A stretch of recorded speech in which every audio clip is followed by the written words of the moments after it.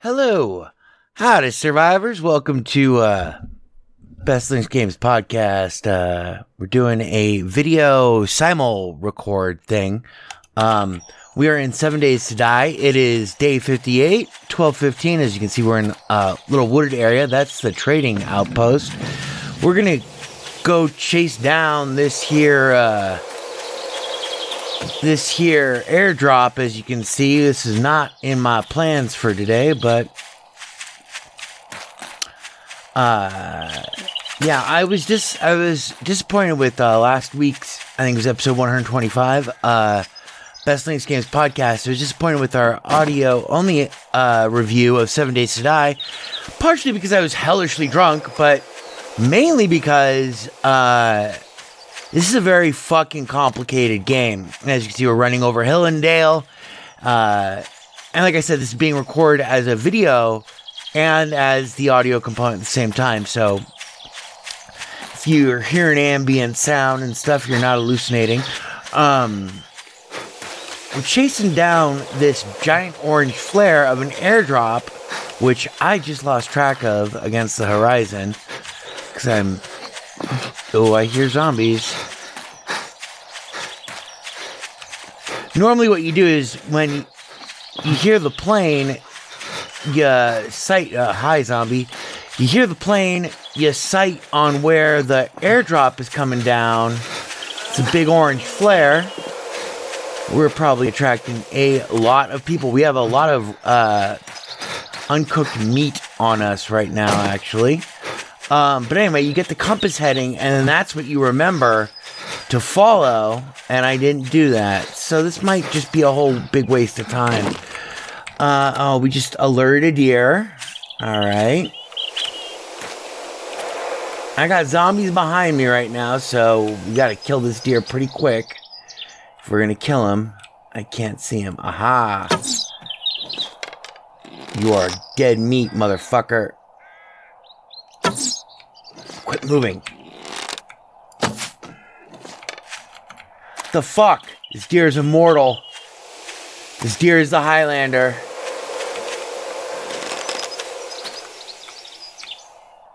Alright, well, we're undetected now. As you can see, every time we crouch, it gives us a detection meter.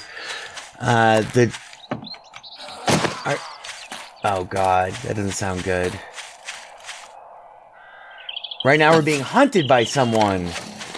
I imagine that's probably behind us due to the fact that we have...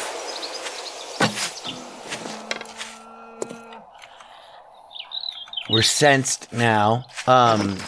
We just bypassed a minor migratory horde. This is at 1336 in game, meaning like 130, 130, 140. Every second in the game, every second of real, like in real life time, we're going to go back to our base right now. Which is represented, you can, if there weren't zombies around here, I would pull up the map and show you. You can add map markers and stuff, that then appear on your mini heads-up display at the top of the screen that like just basically provides compass directions. We're going to kill this zombie here. Ooh, hey. Awesome. He's dead.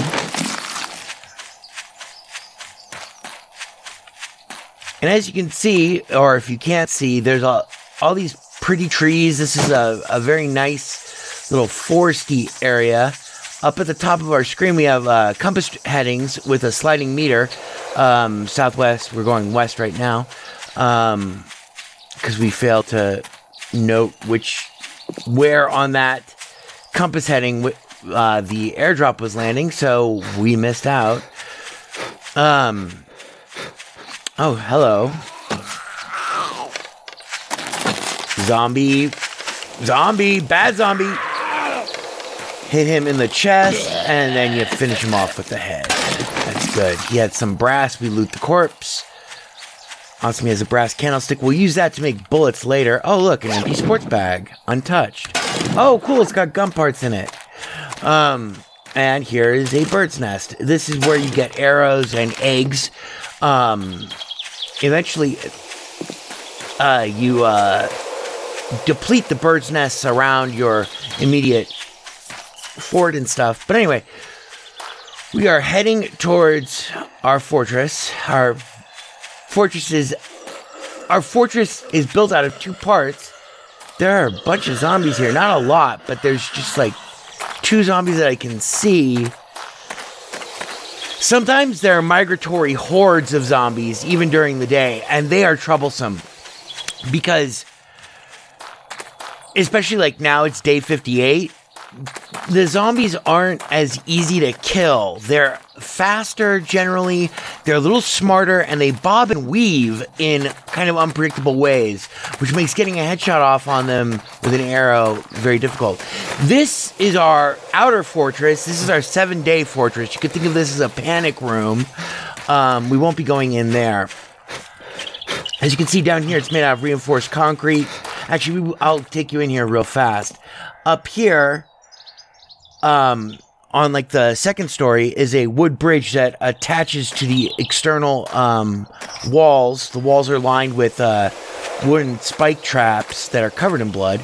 And then the interior is like a 5x5 field of giant spikes with a bridge above that you have to build a bridge outside to reach the above stuff.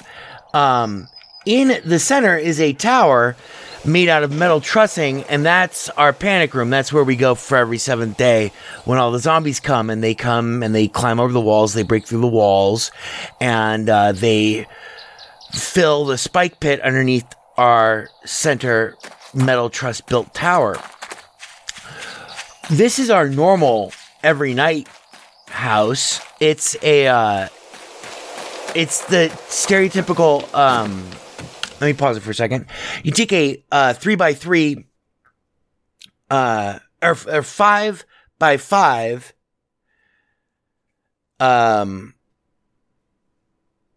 square, and then in the corners you build up 3 blocks high, and then add a 4th block, and that's going to be your floor, and then you build wood walls around it. This is a zombie hide, and so what I do when I come home every night is I fill in this open space here with the ladder that goes down to the ground, giving me access to it, and then there's an outhouse that's attached to it that's also on stilts. You want the zombies to be able to move freely underneath the house. We're going to get rid of our meat here. We're going to use our campfire. Charred meat. Cook it. It's going to take 1 minute and 29 seconds. It's now 1540 in the game. Every 3 seconds of real life time corresponds to 1 minute of in-game time. So we're coming out of our little zombie house, and then you can see like there are these aborted attempts at previous towers with spike fields. These abandoned spike fields that are kind of like free roaming around my house serve actually some utility, surprisingly enough, because as the hordes have gotten as cross-country actual hordes have begun to appear with greater and greater frequency. Here, we're going to kill this zombie because I can see him and I do not like him around the house. What did you bring me? He's got a candlestick too. What we should be doing actually is getting water. Let's go get water. The reason why we were at the trading post before we got distracted by the airdrop was we're mixing concrete because they have a concrete mixer that I can't use. So we're running to our water source, which is actually a lake. A dead lake, another zombie on the road here. These guys generally are not a threat unless you are unarmed. Hey, we leveled up. You are now level 71 and have 31 skill points to spend. Awesome. I like to hoard my skill points after, investing in making some initial investments in the game. But anyway, so as you can see, this is a beautiful lakeside area.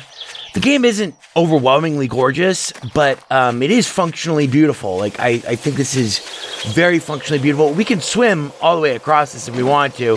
There are health challenges to that, though, in terms of, like, hypothermia and stamina aspects to it as well. And there are probably zombies in the bottom of the lake, which suck.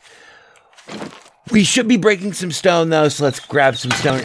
I don't know if attentive viewers of the video for a video component might have noticed that there's been a dearth of boulders throughout the area that we've been running. That's because they're all gone. And right now we're using our steel pickaxe to just chop at a giant chunk of stone.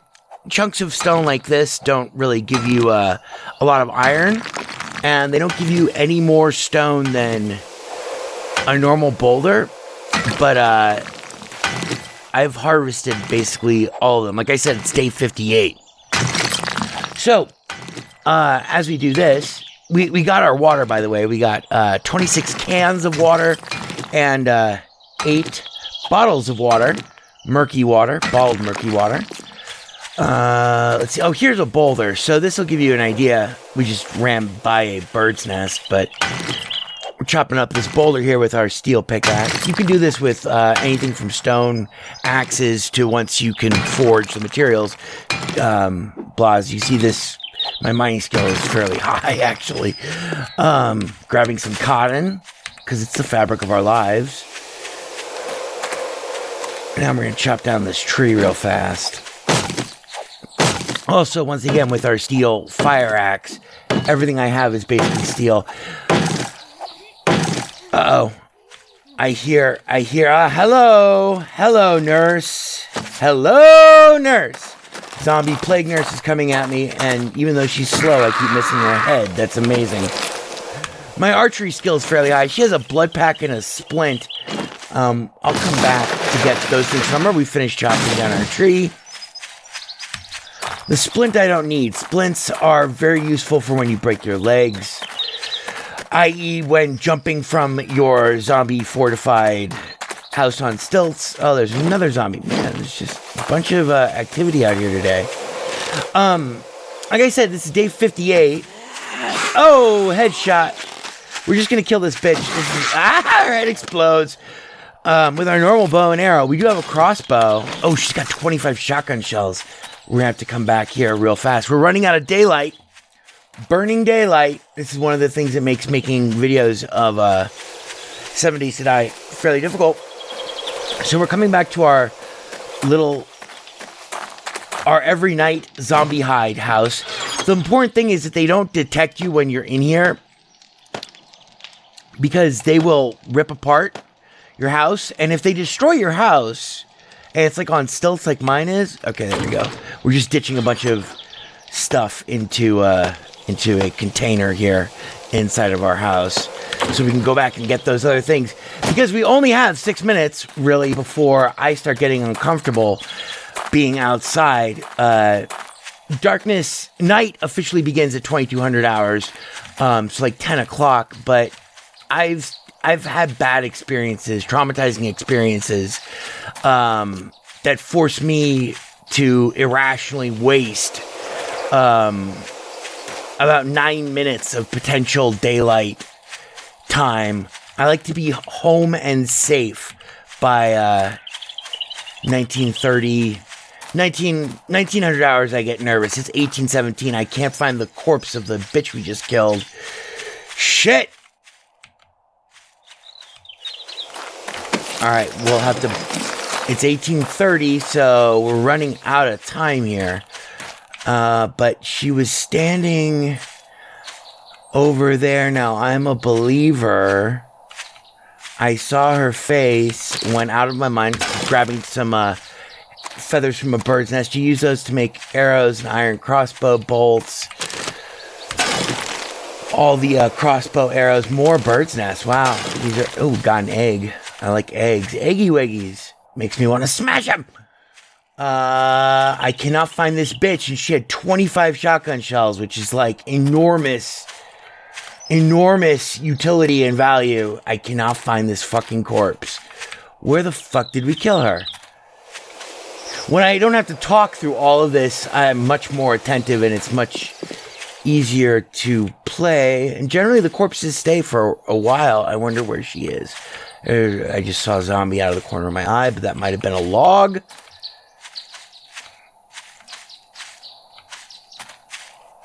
Where did we kill her? Alright, we have to kill this zombie. This guy's a bloated walker. Generally, these guys are fairly dangerous when you're starting out because they have, until you get your archery up, they have a lot of health, as you can see. Like, I took quite a few arrows there. It took me like 4 arrows to kill that guy. I really want to find the corpse of that bitch that we killed. Where are you, trailer trash? No offense to trailer trash.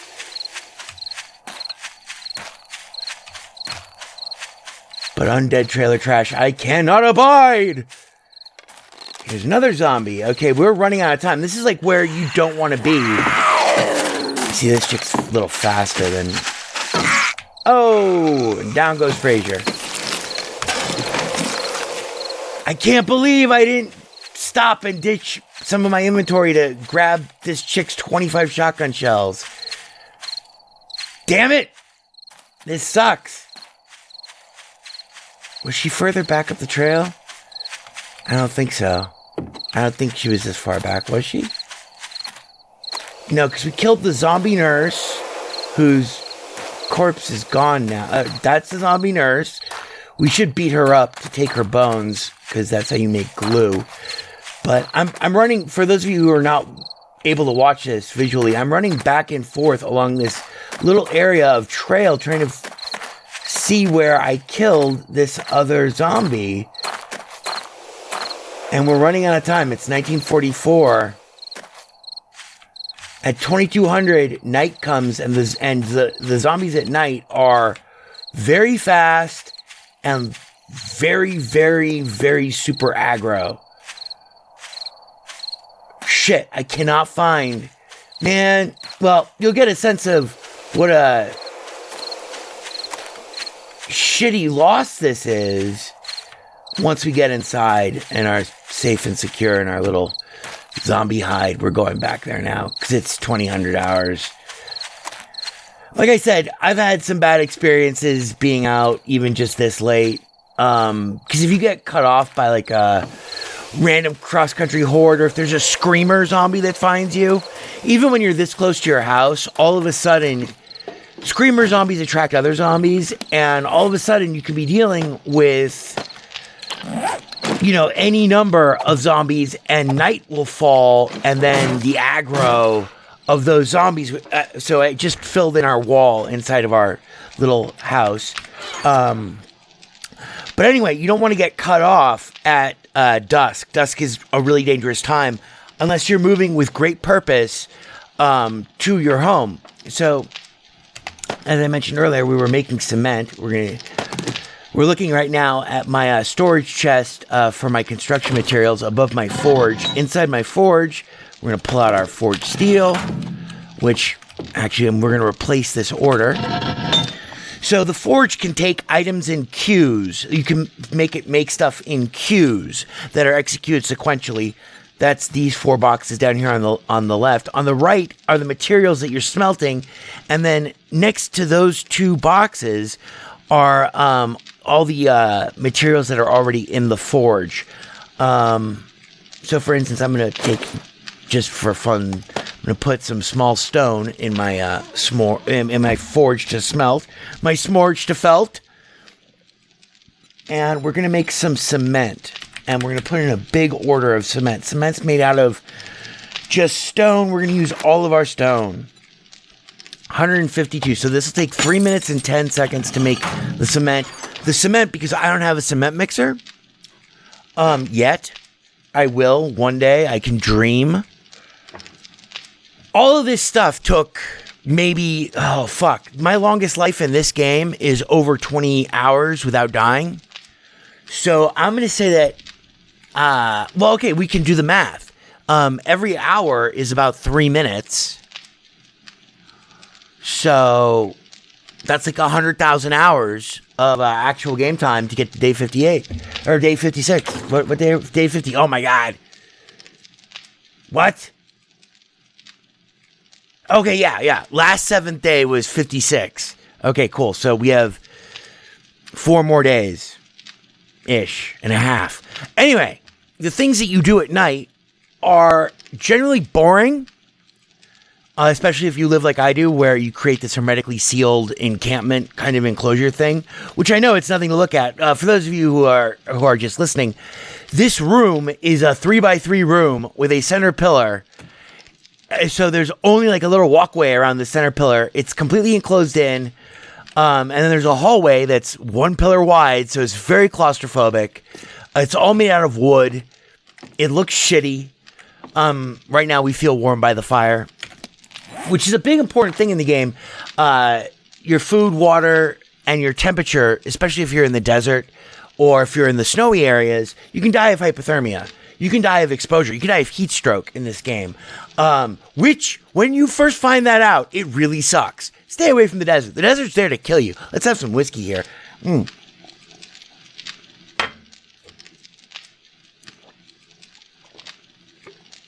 So everything you see here, including my 7th Day Fortress, which is specifically designed to be a compromise between a lot of resources and that are easily repairable, and the ability to survive in a panic room that I can shoot down on the spikes at the zombie horde as they crawl around on the spikes and hurt themselves. That whole thing evolved slowly, but that means it's night. Right now I just got a temperature warning at 90 degrees, so we're gonna take off some of our clothes because it's getting hot in here, and that's what the song says. Right now I think we're sensed. Nope, we're undetected. We're gonna go grab our meat off the fire though, because zombies are attracted to scent. So this is kind of fairly risky, but whatever. If they figure out that I'm in here, they will tear apart this entire place.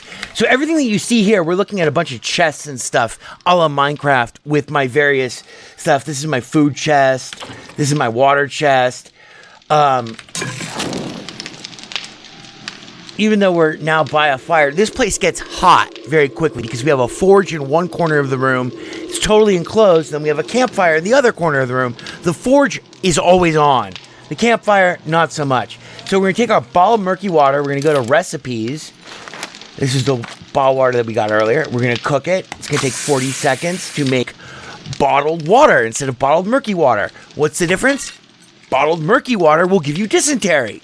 There's like a 50% chance that it will give you dysentery. Dysentery sucks. Dysentery, later stages of dysentery, can really, really kill you. Same thing with infections. Infections are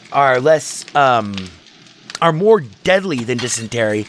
Dysentery can eventually be fought off or combated by goldenrod tea or antibiotics or herbal antibiotics or jars of honey. Dysentery can be cured with goldenrod tea. But infections require antibiotics. Now we're going to take our 26 cans of murky water. We're going to go to recipes. Boiled water. Now, the differences between cans of boiled water, murky water, bottled murky water, bottled water, is that the bottled water, unless you drink it directly from the bottle, if you use it in crafting, both the bottle and the water are removed from your inventory. You lose the bottle in bottled water. So for instance, we're going to take this egg here while we're still at our campfire. We're going to click on it. Recipes, boiled egg. It's going to take 8 seconds to make. It's going to take 1 minute and 40 seconds for the rest of our 20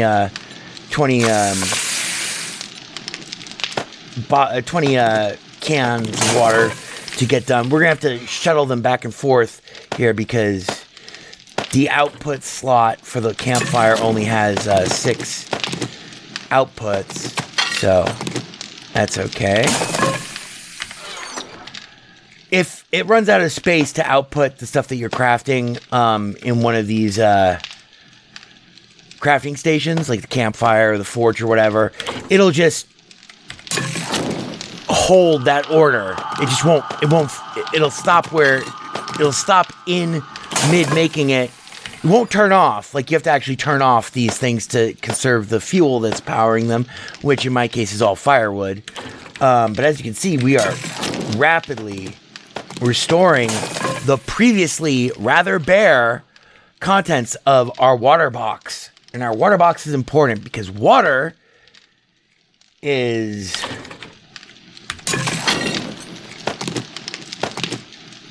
important because if you don't have water, you die. Now, and then I'm going to show you as we replenish our...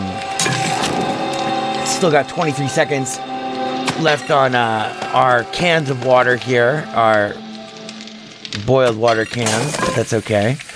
I'm going to show you the hydration and hunger thing.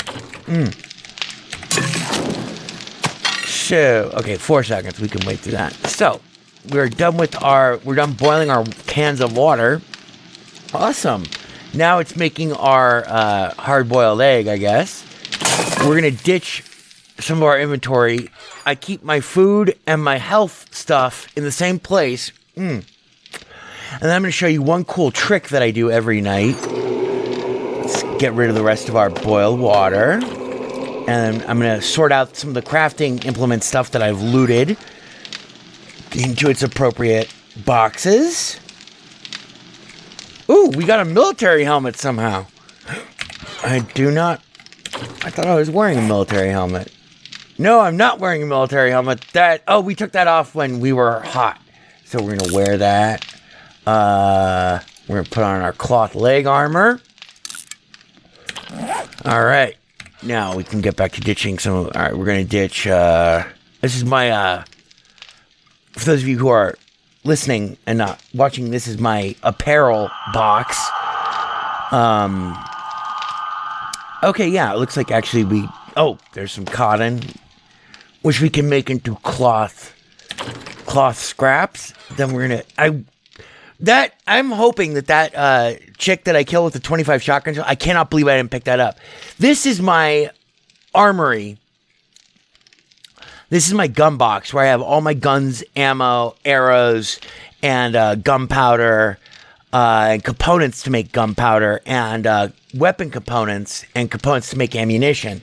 So I have bullet casings, I got bullet tips, I got 783 gunpowder, but I do have 581 rounds of 9mm ammo. But if you notice, I only have 21 fucking shotgun shells. Let's take a look at the shotgun shells. I'm going to move my little mug box. Sale price for 21 shotgun shells is $223. They take about 2 gunpowder per shell. It's either 2 gunpowder and 2 brass casings per shotgun shell, making them very expensive. I just lost out on that one chick that we killed on the trail. I just lost out on doubling my amount of shotgun shells. I never sell ammo. I try not to sell gun components unless I have to, unless there's a reason.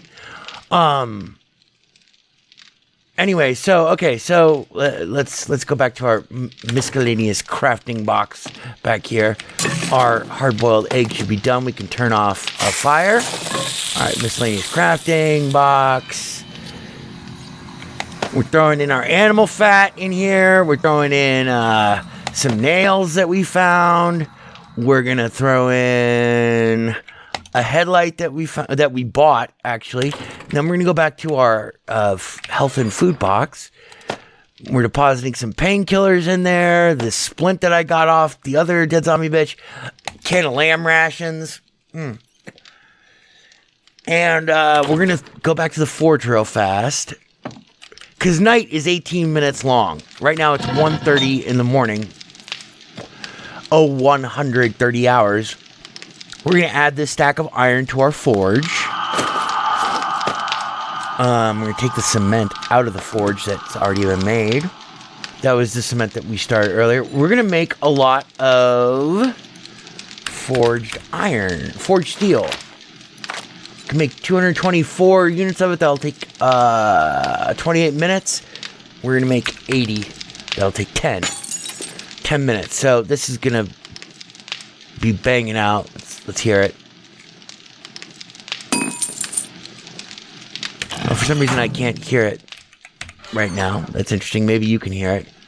This was stuff I threw. This crafting box. This is a miscellaneous crafting box that's right in my doorway. This is stuff that I threw. Oh man, I ditched my crossbow bolts, and I didn't get that fucking huge amount of shotgun shells. I cannot believe I fucked that up. We're going to put this in our apparel box, our lamb, our animal hide. Animal hide is good for a lot of things. You can turn into leather to repair leather clothing, to make leather clothing, to make leather armor, to repair leather armor. You can also use it to make a forge, which is important. Okay, so I'm going to show you a trick right now because it's about that time. It's 0200 hours. We're going to look at our character. Our food is at 75%. Our water is at 69%. Our temperature is dropping, which is good because we're not by the forge. So first things first, we're going to take this here blood draw kit and we're going to use it on ourselves. And it's going to take 25 of our health points. So now we're 68 out of 109 health points. Gave us a blood bag. Blood bags are important, and I'll show you why in a moment. But first, now that we have taken 25 hit points away from ourselves, oh my God, what are you thinking? I always do this when I'm hungry because then I can eat some meat. And our fullness meter is up to 89%. Our wellness cap is increased. And it's slowly healing us. Now we're going to wait until now we're at 77 out of 110 instead of 68 out of 110. We're going to wait a minute or so. We're going to drink some water here. Return our cans. We're at 89%. I've taken perks that... in my skills page here, you can see that I've taken perks that make it so that I don't have to eat as much or drink as much, which is how you build up a stockpile of food. It also kind of sucks in that you can't just eat. You're not always hungry. Like if you're full, you can't eat. And the reason for that is eating certain types of food increases your maximum amount of health. So right now, we're still at 77 out of 110. We're still hungry, so we can eat some more meat. Meat increases your, it's your overall wellness by 0.08 points. So we're going to eat, we got a bunch of bacon and eggs. I want to eat as much meat as I possibly can right now. Before we leave this morning in about, it's 3:14.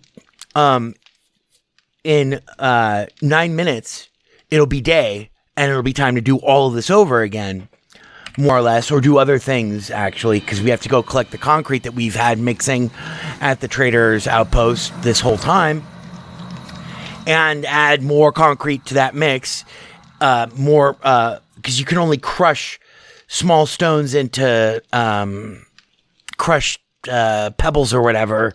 I can't remember what it's called. Using a concrete mixer.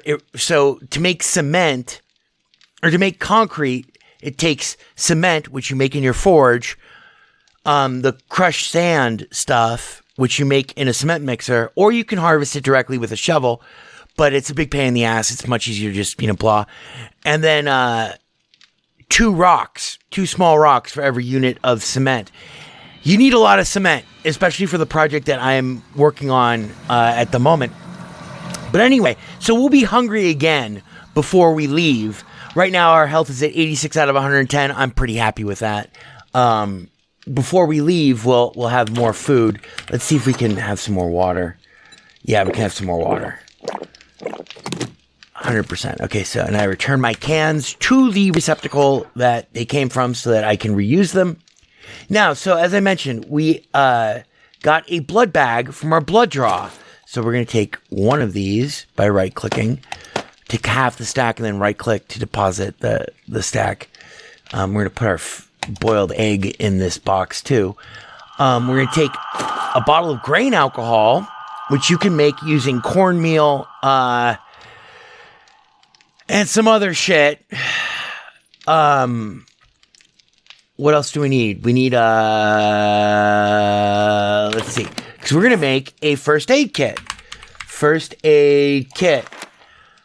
We need a bandage, duct tape, and blood bag. Okay, so we got and grain alcohol. We got our blood bag, grain alcohol. We got our bandage. We need the duct tape.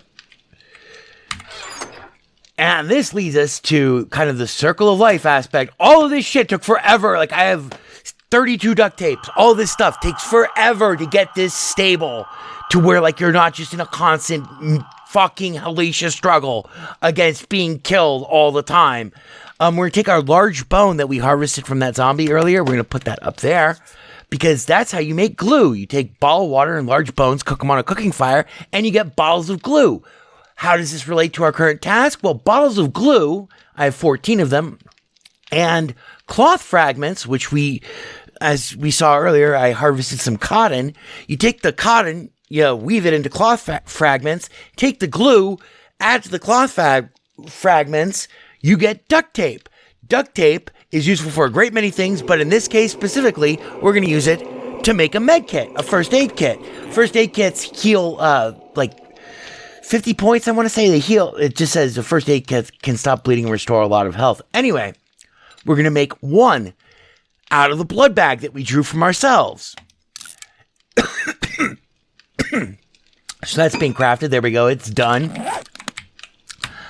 We're going to add that to our storage chest. We have 9 first aid kits. It's very important that once you have a blood draw kit and enough food and a stable, safe place to stay at night where you're not constantly fighting and stuff and where you can actually feel secure in storing your shit, that you start drawing blood every night.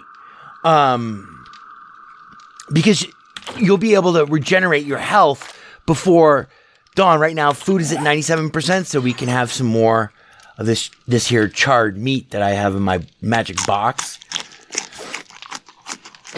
And so 86, 87, 88, 89, 90, 91, 92, 93, 94, 95, 96. Nope.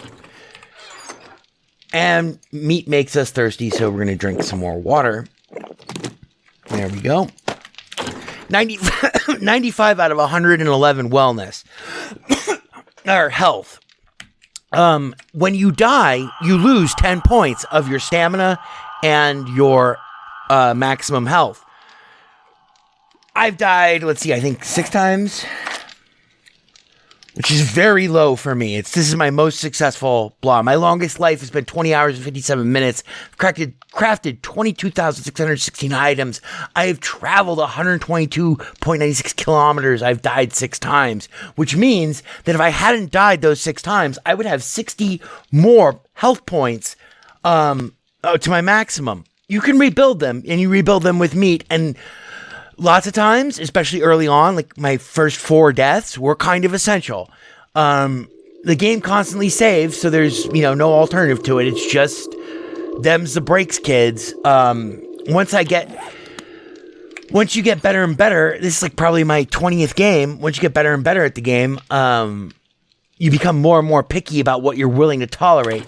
We only have 1 water in our inventory. I like to go out with at least 4. We'll do 3. We're gonna go check on our forged steel, and that is the sound of day. We still have 50 seconds left on our forged steel ingots or whatever. That's okay. We're breaking down the door to above our ladder of our zombie hide. And now we're going to go, before I let you go, before I end this video, we're going to go and, what am I forgetting to do? I think I was going to make a mini bike today, but I remember what I'm forgetting to do. Let's go back. Going back to my little fortress. Climbing up the ladder. It's a beautiful day out.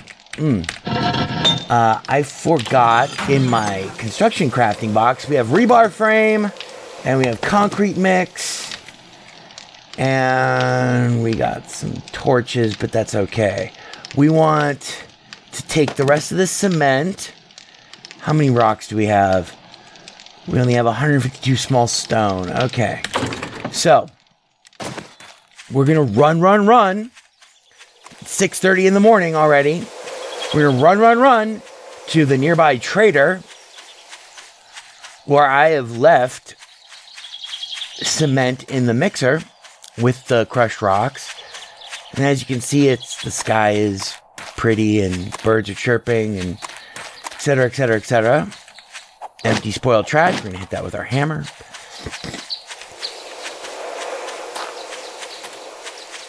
This is where we're going to build our new base. We're on top of a flat plateau that is about half a kilometer from the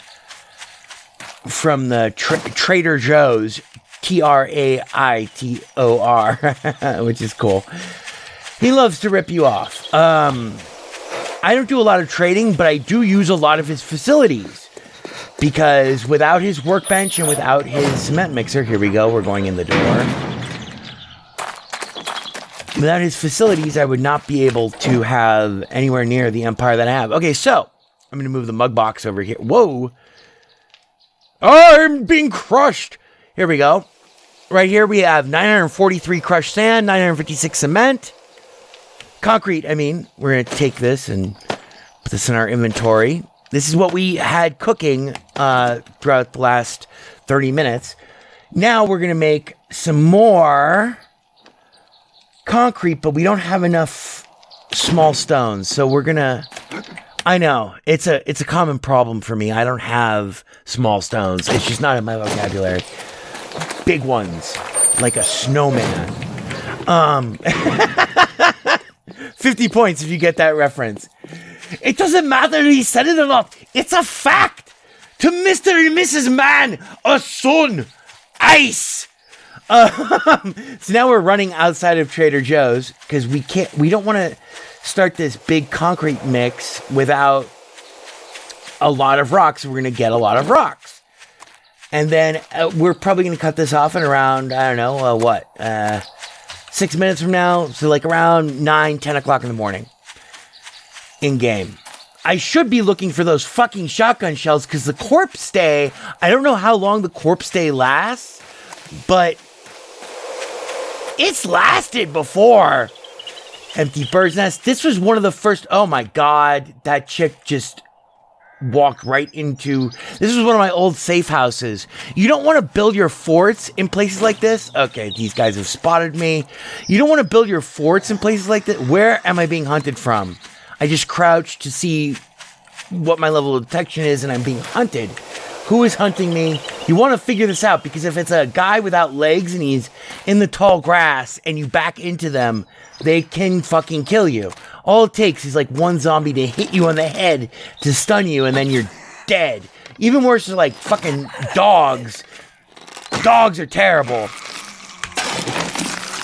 See, oh, hello. This guy's coming at me. You want to come at me? All right. He's not coming at me. There's a lot of zombies. There's always a lot of zombies around places like these abandoned houses and waterfronts. And that's why you don't... your first game, it's okay to build like a... Just like hole up in a... Oh my god, I see there are more zombies already. This is not an intense situation, but all it takes is like... Ah, there's the guy! There was a crawler. I knew there was a crawler. He's dead now. There's another... No, that's not another crawler. Is that? No. But you don't want to build... I mean, your first game, it's okay to find a place like this. Like an information center. Someplace it's made out of cobblestone. And then improve it and dig moats and try to defend it. But every fucking night, you're going to have to use a ton of your ammo to defend against the zombie horde. That will come every night. Because they love houses. Some people say they love doors. Other people say other things. I don't know. We're going to beat up these zombies. Oh, hello. There's the guy that we saw from around back of this lakeside house. He's coming at me. Oh, shit. We just slipped up in the zombie ichor. So he almost got within range. He's down.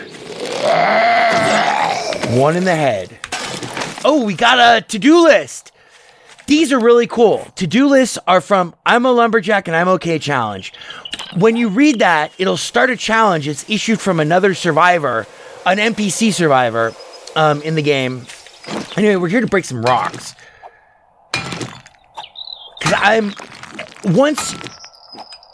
The coolest thing about this game is that some people have said that it's like a tower defense game. It is not a tower defense game. This is a horde survival game. So, yes, I have built a tower with defenses, but that's to survive the 7th day. The 7th day, the horde auto-aggros on you, locks on you, can sense you constantly. There's nowhere to hide. They will rip apart anything between you and them. So the idea is to build structures that are easily repairable and can withstand the assault, because if they rip down a place that's on stilts, you lose everything that's in there. Oh, look, a deer. Get in my belly! Motherfucker. This deer is like fucking super deer. It's like 5th arrow. Die! There you go. And the quarterback is toast.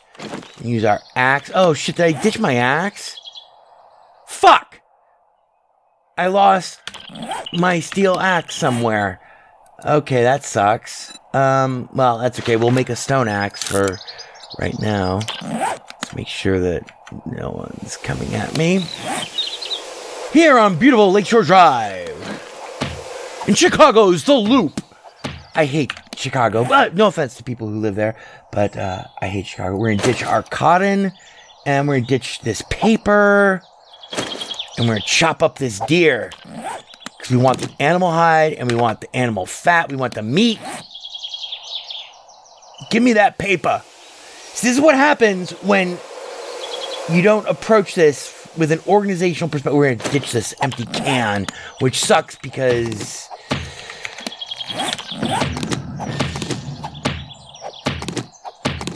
we went out to do too many things today. Normally, I'm very task focused. Anyway, the whole point is that every 7th day, the apocalypse happens. And you have to have a safe place that even if it's destroyed, it can be replaced. But the coolest thing is, and the way this game differs I hate tower defense games. In fact, it's Best Linux Games policy to never talk about and or review any tower defense game. Because 10 years ago, when they started coming out for iPhone, I played the shit out of them, and they all suck. They are terrible. They are a plague. They are not good games. Just inherently, it is not a good design.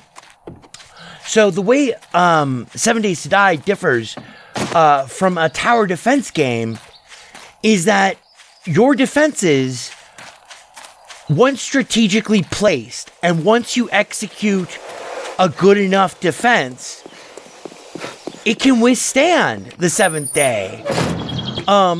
It's not a constant zero-sum game where ultimately you're faced with insoluble problems that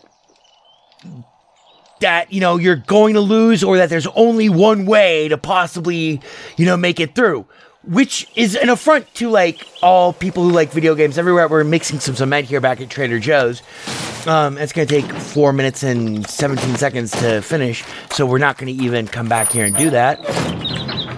Not today, because we have to go find more rocks to break. Which is cool. I mean, it's 10:38 in the morning in the game.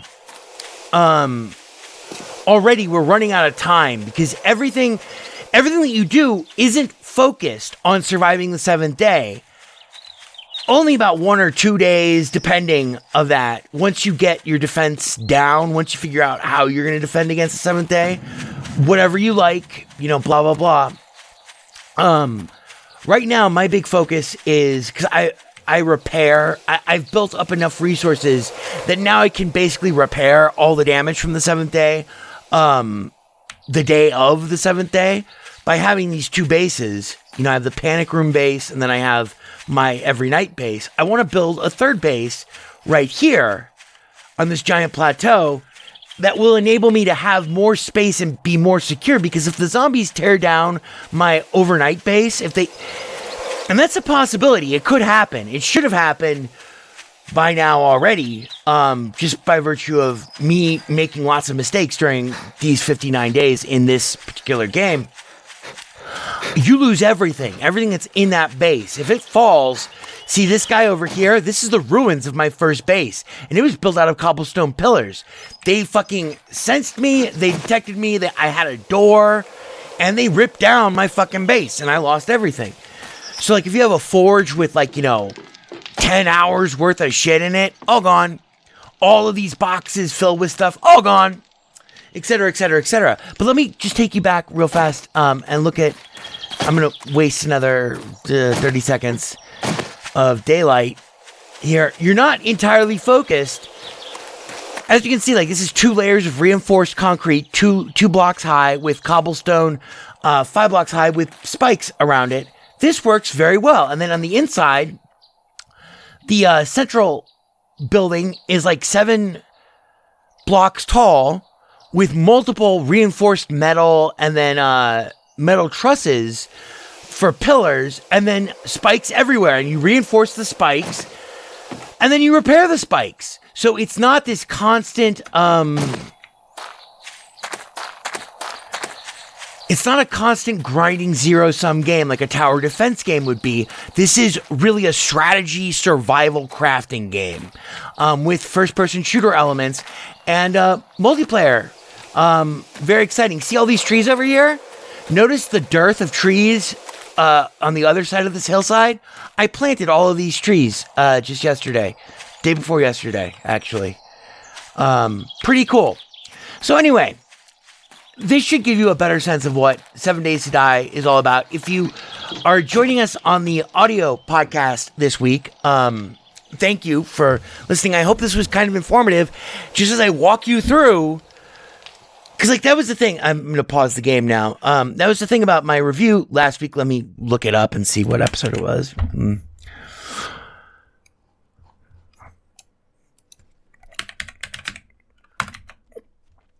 That was the thing about the episode that I did last week where I reviewed 7 Days to Die.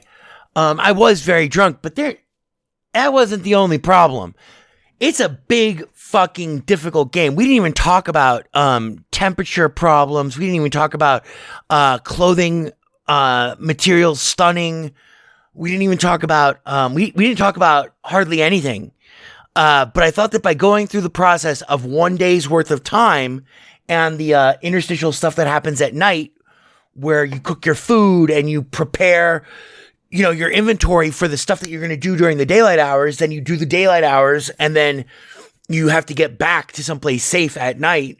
I thought that just by describing the intricacies of that might be better because it's a very big, difficult game to talk about. It's what, if you like Minecraft, if you loved Minecraft for the survival aspects of it, as who didn't, let's have some whiskey, then 7 Days to Die is Minecraft on crack. 7 Days to Die is very similar to what I built with our server for Minecraft. I Has the Craft, IHC, which is a huge server, 3,000 slot server.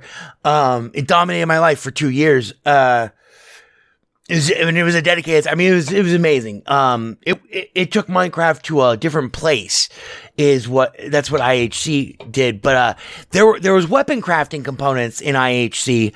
All different types of guns, all the way from pistols to dual akimbo pistols to akimbo magnums to shotguns, different types of shotguns, pump, tactical, sawn off. All the way through assault rifles, like we had the M16, we had, blah, blah, blah, blah, blah. We had, SMGs, we had,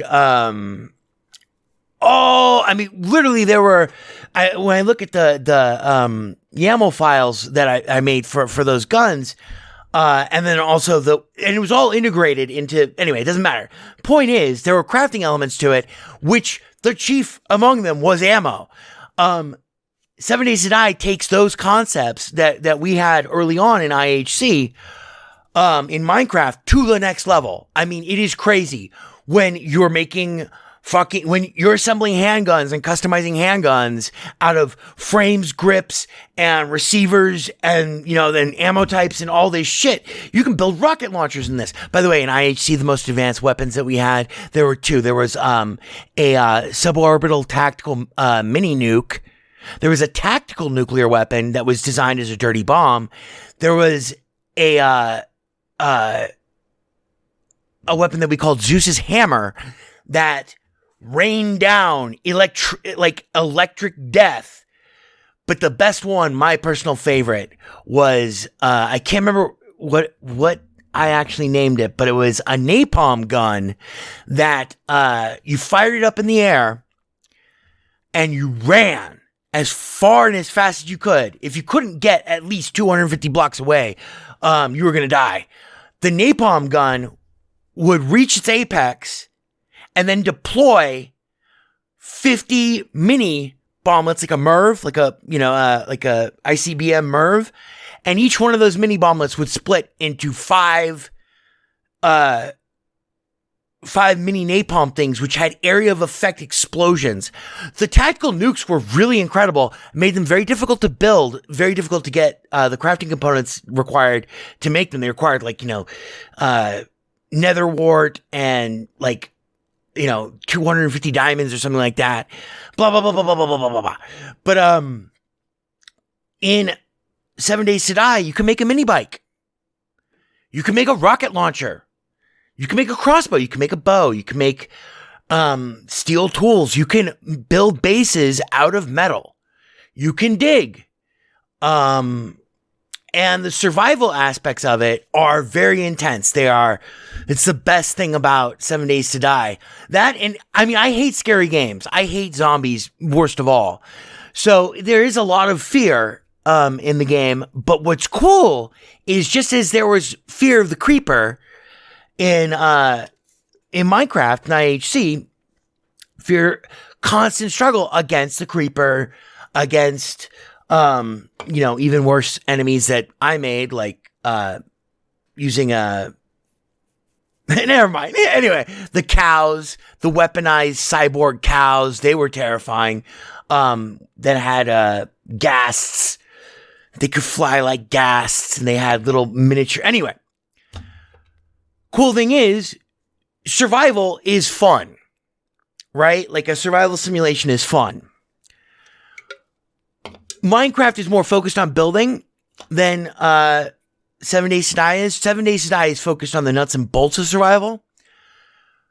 When I say that hypothermia, exposure, heat stroke, heat exposure,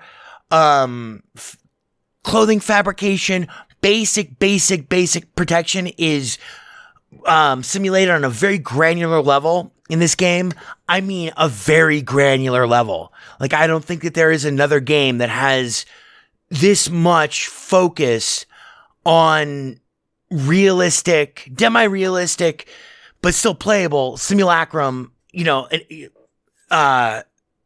survival components. Like, where you have to regulate your fucking body temperature. I thought, oh, whatever, yeah, okay, I'm feeling hot, so what, okay, blah, blah, blah, and I'm in the desert. This is like, my 7th game or whatever. I spawned in the desert. Like, oh, whatever, blah, I put on my leather duster and stuff because it gave me, armor, afforded me some protection against zombie attacks. And I missed the notice where it said that I was in heat stroke level 2 or whatever, and all of a sudden, I'm realizing that I'm at 100, my body temperature is now a constant icon in the bottom left hand in the corner of the screen that says my body temperature is at 130 degrees and rising. And I'm like, okay, this is bad. And my thirst keeps going down, which means that I'm getting thirstier. My thirst percentage, which starts at 100, meaning you're not thirsty. It's 25, 10. I'm like, okay, this is bad. I should probably get back to, it's 1:30 in the afternoon in Arizona desert. I'm like, I should probably get back to my base. Well, that's when my stamina starts going away. I can't run anymore. My stamina won't regenerate now. It's 2:30. It's 135 degrees. I have no water.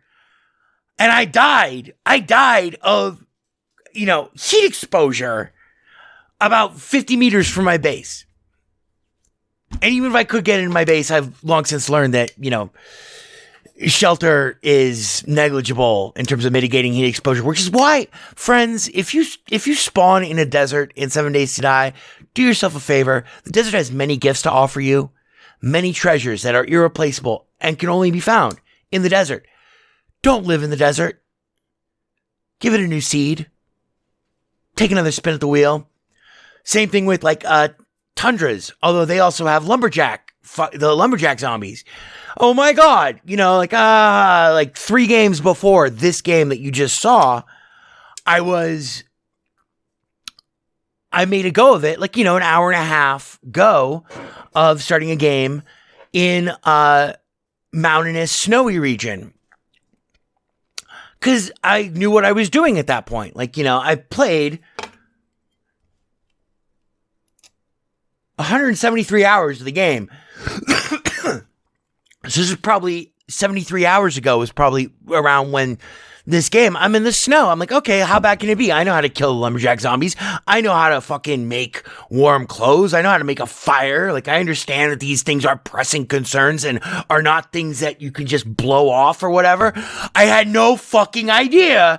Oh my God. Forget the lumberjack zombies. I had no fucking idea how difficult it is when you're naked in a snowfield and you have to like gather basic shit, like to just keep a fire going. And then, you know, it's night and the zombies come. So how are you going to, it's a fucking nightmare. Really cool stuff. Very granular, fine level of simulation in terms of survival, blah. So truly, 7 Days to Die, I repudiate the claim that it's a tower defense game, and it has nothing to do with tower defense. Sure, you can survive in a tower, and you can add defenses to the tower, and you can have to defend the tower. That does not make it tower defense. There, you know, the fact that there's a time limit in between, you know, you have 7 days. 7 days to figure out how you're going to live through that 8th morning. It starts at 2200 is when like the first little tinkles of the zombies, but at 0 hours, the horde will come for you and they will rip apart everything you have. Doesn't matter where you are. There's no way to run away from them. I mean, you can. I've lived, but not for 18 minutes. So you got to come up with a strategy for that, for handling that. And then you have to come up with a strategy for handling every night, for gathering resources, for resource management. But it's not from a tower defense perspective. The fact that, you know, your days and nights, mitigate the amount of time that is available to gather resources and stuff, isn't even a tower defense concept. It's very much a survival crafting aspect. And so 7 Days to Die built itself as a survival horde crafting game. That is exactly what it is. And the zombies are fascinating. There are many different types of zombies. All of them with random difficulty factors that have a bell curve that increases over time. You know, blah, blah, blah, blah, blah. So like where I am in this particular game that you just saw, or just listened to, I'm at a fairly sophisticated high level of survival at this point. I have a base that I can rely on isn't going to get destroyed by zombies at night, and I do that by hiding in it. And I, you know, blah.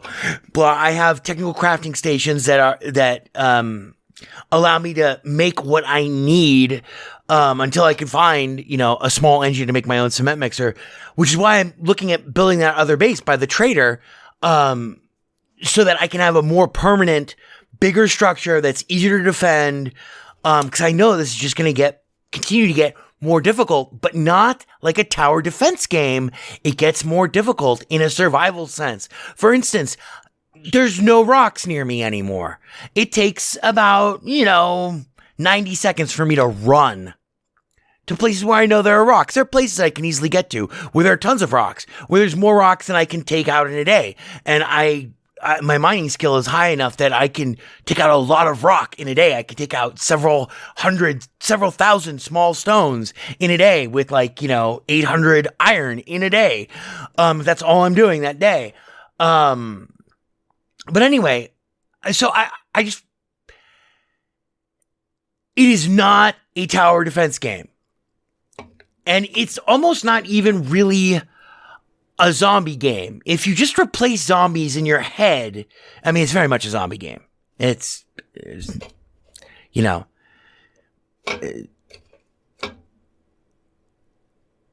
if they tattooed the word brains on your screen every second, it couldn't be more of a zombie game than it already is. Oh, and we didn't even see any zombies. We didn't encounter any zombies in this little episode of this first experiment, by the way, of Best Linux Games podcast, where we simultaneously record a video and audio component. I hope that you've enjoyed it, but we didn't encounter any zombies. I've seen cross-country hordes during the day. This is like within the last 10 days of inside the game. I've seen cross-country hordes that are like 15, maybe 18 zombies that are fast-moving during the day. They're easy to run away from. You get your back against a wall, or they corner you, or you get stunned, you are going to die. We didn't see any dogs. We didn't see any bears. We didn't see any bees. We didn't see any policemen. We didn't see a horde at all. We saw some random interstitial happy zombies. They are insidious, ever-present threat. Just the same way the creeper is in Minecraft and stuff like that. These guys do want to eat your brains more. Dogs are way more fucking horrifying than I can express. I just saw my first bee the other day. Zombie. But anyway, I hope this gives our listeners and anyone who ends up watching the video of this a sense. This game is still in alpha. It's still in early access, technically. They do update this game all the time. It's been around for since 2013, I want to say. They are very actively developing it, improving it, making tweaks to it. I remember playing it a while ago. We're talking a while ago, maybe 2 years ago, maybe whenever I can't really remember. I was totally unimpressed. It is very impressive now. Runs great on Linux. And the episode that I was talking about in terms of my shitty drunken review of the game was episode 125, 7 Days to Die reviewed. So yeah, I was very drunk. But it's a fucking complicated game, and I'm sorry. I thought this would be the best way to kind of talk you through it. So, that's all from me. My name is Skooky Sprite. I am your host of Best Linux Games Podcast, weekly, generally audio-only podcast. This is the first time experimenting with a video component that is simultaneously recorded as our audio podcast. It can be found at www.bestlinuxgames.com. This is for episode 126, being recorded on Saturday, the 25th of March, 2017 at 21:20 p.m. Pacific time. So 2017 03:25 for our sequel fans. And, yeah, we've been doing this for a bunch of years. Check us out if you like Linux. If you like gaming on Linux, this is one of the only shows. And I don't know if it's one of the longest running, but I know that we're well over 2 years. Every week we have missed 1 week out of, this is our 126th episode. So check us out. You can subscribe to us using any podcatcher that you like, or you can find us on SoundCloud, which is the way that I prefer that people listen to us, because then it doesn't make our DigitalOcean droplet stress out, which is powered by Drupal. And, I try to keep that stuff to a minimum. It's just like a bare bones clearinghouse for our column and just the actual episode storage. But, only the best games available for the GNU/Linux operating system. It's all we cover every week. My name is Skooky Sprite, SKOOKIESPRITE. Find me on Steam, friend me on Steam, follow me on Steam. And I'm seriously considering getting a 7 Days to Die server up and running. Cheers.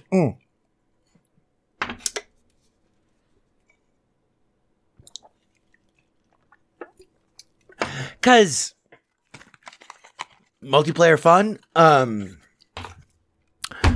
So yeah, that'll do us. www.bestlinuxgames.com. Cheers. Thanks for watching. Thanks for listening. I will catch you guys next week, probably without a video component. But if you want to see the video component, there will be a link in the show blurb for this episode to the YouTube version if you want to go through this hour and 10-minute long odyssey all over again. Live it for the first time. Oh my. Let's see. What would that be like, Ivor?